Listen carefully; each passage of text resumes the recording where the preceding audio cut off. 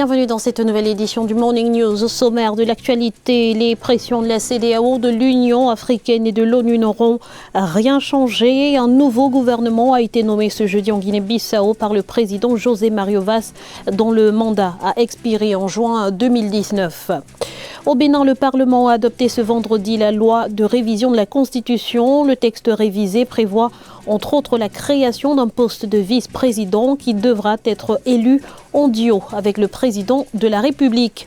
Et puis commerce, levier de croissance des entreprises, c'est le thème retenu pour la mission multisectorielle d'Attijari Jariwa Bank à Douala, capitale économique du Cameroun. Près de 3000 participants étaient au rendez-vous. Mais avant de développer ces titres, calme précaire à Djibouti, après 2 jours d'échauffourées entre manifestants et forces de l'ordre, des violences qui ont éclaté après l'arrestation d'un jeune militant de l'ARD, l'Alliance républicaine pour le développement. Aucun bilan n'a encore été établi, mais selon la Ligue djiboutienne des droits de l'homme, il y aurait plusieurs dizaines de blessés. L'opposant Abdourahmane Mohamed Guelleh dénonce un régime qui se délite. Le pouvoir, de son côté, appelle l'opposition à faire preuve de maturité. Le président José Mario Vaz rebat les cartes du jeu politique en Guinée-Bissau. Malgré les mises en garde de la CEDEAO et de la communauté internationale, il a procédé ce jeudi à la nomination d'un nouveau gouvernement, une équipe composée de 17 ministres et de 14 secrétaires d'État, avec à sa tête Faustino Imbali Aïssatou Bari. En Guinée-Bissau, la liste du nouveau gouvernement que va diriger Faustino Imbali est désormais connue. Les alliés du président José Mario Vaz sont largement représentés. 11 portefeuilles ont ainsi été attribués au Mouvement pour l'alternance et la démocratie, 10 au Parti de la rénovation sociale et 14 pour l'Alliance populaire unie.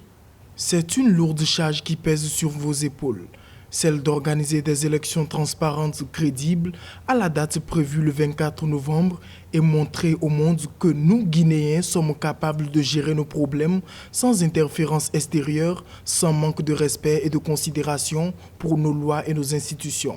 Les menaces brandies par la CEDEAO et la communauté internationale ne semblent pas entacher la détermination du président à se débarrasser de son rival devenu trop encombrant. De son côté, le Premier ministre reconnu par la communauté internationale, Aristide Gomez, campe sur ses positions et dénonce un coup d'État. On est arrivé au point qu'il n'y a plus de confiance entre les deux parties. Dans cette équipe, c'est vrai qu'il contrôle mieux la situation. Certains le verraient comme un bras de fer qu'il veut engager avec la CEDEAO. Il est normal que la CEDEAO aussi avait présenté une feuille de route qui devait être respectée par les uns et les autres. Mais pour le Bissau-Guinéen normal, une feuille de route ne saurait remplacer une constitution qui est la loi fondamentale du pays. Le climat reste tendu dans le pays. La CEDEAO, qui n'approuve pas cette décision, a réitéré tout son soutien au Premier ministre Aristide Gomez et son gouvernement. D'ailleurs, une délégation de l'institution est attendue à Bissau le samedi 2 novembre 2019, date également prévue pour l'ouverture de la campagne présidentielle. Ce n'était plus qu'une formalité. Le Parlement béninois a adopté ce vendredi une révision constitutionnelle prévoyant notamment la limitation à 2 du nombre de mandats présidentiels ainsi que la création d'un poste de vice-président. Ce dernier point qui n'a pas été évoqué lors du dialogue politique cristallise les débats. Plus de précisions dans son reportage de Lefty Onou, notre correspondant à Cotonou. L'institutionnalisation d'un vice-président de la République, suggérée par le comité d'experts, commis par le chef de l'État Patrice Talon à l'issue du dialogue politique, alimente les débats. La proposition d'un vice-président n'avait pas été évoquée comme préoccupation majeure au cours des assises du dialogue politique tenues du 10 au 12 octobre 2019 à Cotonou. Elle a été inscrite par les experts dans la perspective d'organisation des élections générales. Cette disposition a été actée vendredi 1er novembre 2019 par la révision de la Constitution par les députés de la 8e législature. L'idée d'instituer un ticket présidentiel qui ferait que le président de la République et le vice-président seraient élus au même moment donnerait de la légitimité au vice-président. La Constitution de 1990 prévoyait en son article 50 les modalités de gestion de la vacance du pouvoir en République du Bénin. Il stipulait que le président de l'Assemblée nationale assure l'intérim et organise les élections dans un délai de 30 à 40 jours au plus après la déclaration du caractère définitif de la vacance. On ne peut pas créer une vacance pour un homme ou pour des besoins spécifiques d'un président. C'est déjà une erreur très grave.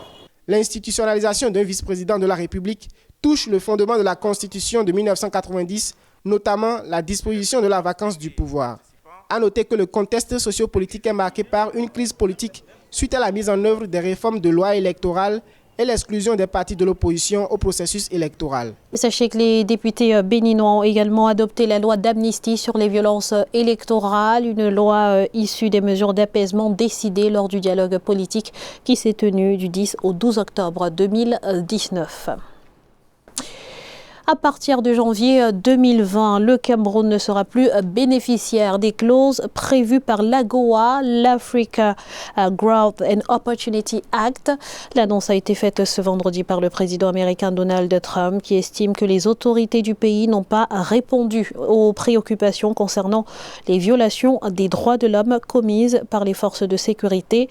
Notons qu'en février dernier, l'administration américaine avait déjà mis fin à plusieurs programmes d'assistance militaire au Cameroun pour un montant de 17 millions d'euros.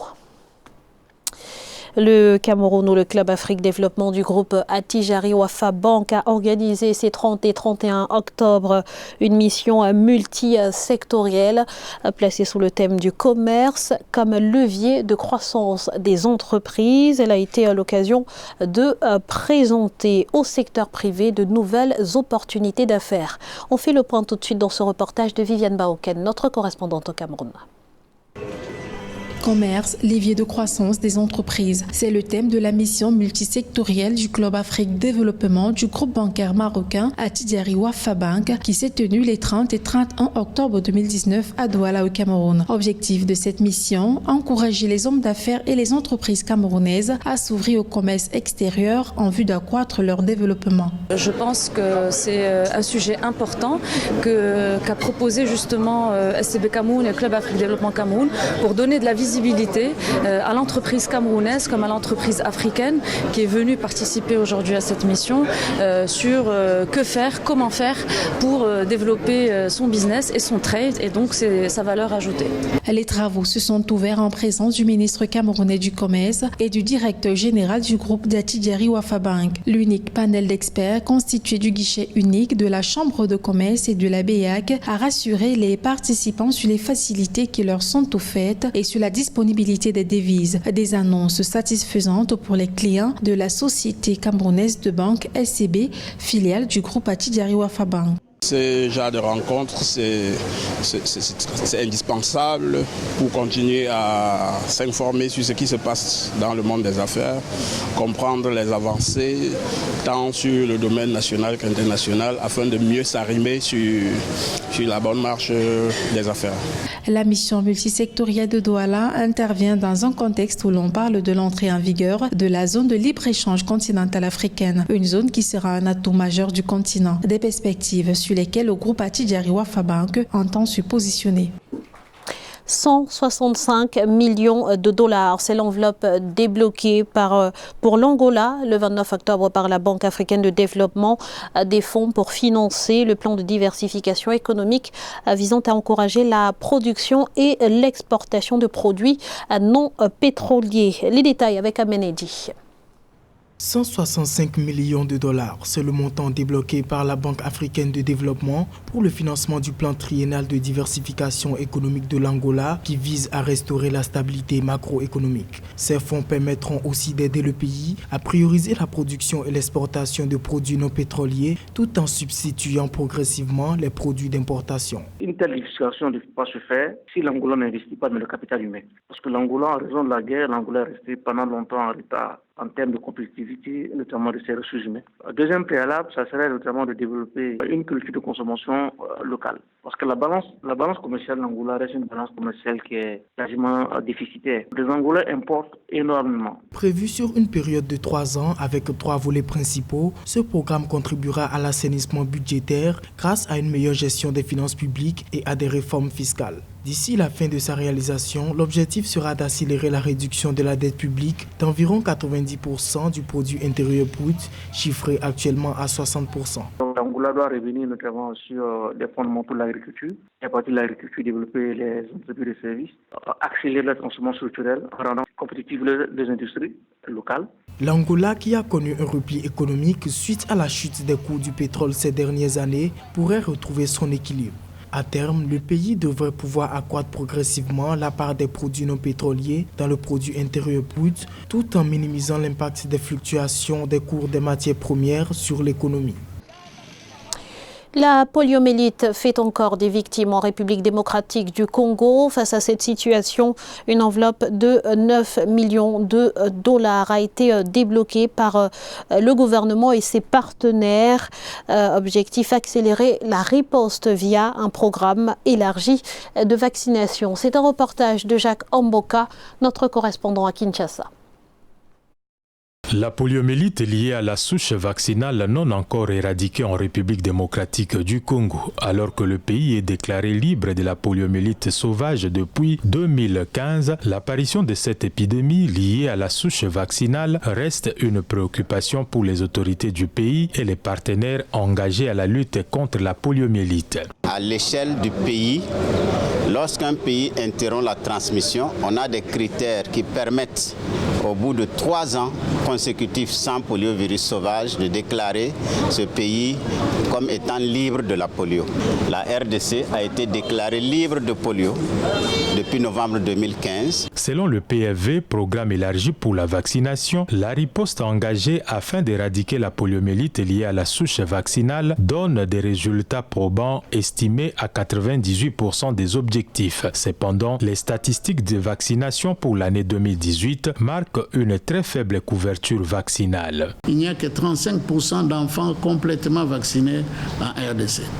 Ce qui fait qu'il y a plus de 65% d'enfants qui ne sont pas vaccinés. Et ce sont ces enfants qui ne sont pas vaccinés qui font la paralysie liée à la souche vaccinale. 9 millions de dollars ont été décaissés par le gouvernement et ses partenaires, notamment l'Organisation mondiale de la santé et le Rotary Club, pour l'achat des vaccins dans le but d'assurer une grande couverture vaccinale. Cependant, en République démocratique du Congo, comme dans plusieurs pays du continent, la vaccination fait face aux divers défis, dont les croyances erronées contre la vaccination des enfants. Ce journal a été réalisé par l'ensemble de la rédaction. Merci pour votre fidélité. Restez sur Africa 24. Dans un instant, une nouvelle édition de l'actualité.